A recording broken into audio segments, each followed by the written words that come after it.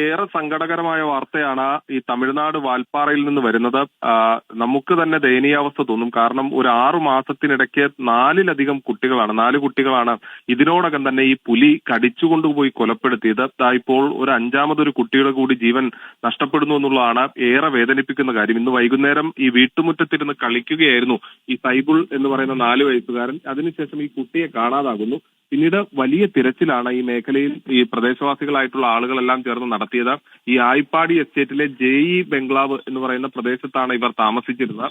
ഈ തോട്ടം തൊഴിലാളികൾ താമസിക്കുന്ന ഒരു മേഖലയാണ്. ഈ കുട്ടിയെ കാണാഞ്ഞതിനെ തുടർന്ന് ഇവർ ഈ തേയിലത്തോട്ടത്തിലടക്കം നടത്തിയ തിരച്ചിൽ അത് ഒരു 8 മണിയോടുകൂടി ഒക്കെ ഈ തേയിലത്തോട്ടത്തിനകത്തേക്ക് കയറി ഒരു ദുഷ്കരമായ തിരച്ചിലാണ് ഈ പ്രദേശവാസികൾ അടക്കം നടത്തിയത്. അതിനൊടുവിലാണ് അല്പം മുമ്പ് ഈ കുട്ടിയുടെ പാതി ഭക്ഷിച്ച മൃതദേഹത്തിന്റെ ഭാഗങ്ങൾ കണ്ടെത്തിയിരിക്കുന്നത്. ഇത് പുലി കടിച്ച് കൊലപ്പെടുത്തിയതാണ് എന്നുള്ളതാണ് പ്രാഥമികമായി ലഭിക്കുന്ന നിഗമനം. ഈ കുട്ടിയുടെ മൃതദേഹത്തിന്റെ ഭാഗങ്ങളടക്കമാണ് കിട്ടിയിരിക്കുന്നത്. ഇതിപ്പോൾ വാൽപ്പാറയിലെ സർക്കാർ ആശുപത്രിയിലേക്ക് ഈ കുട്ടിയുടെ മൃതദേഹത്തിന്റെ ഭാഗങ്ങൾ മാറ്റുകയും ചെയ്തിട്ടുണ്ട്.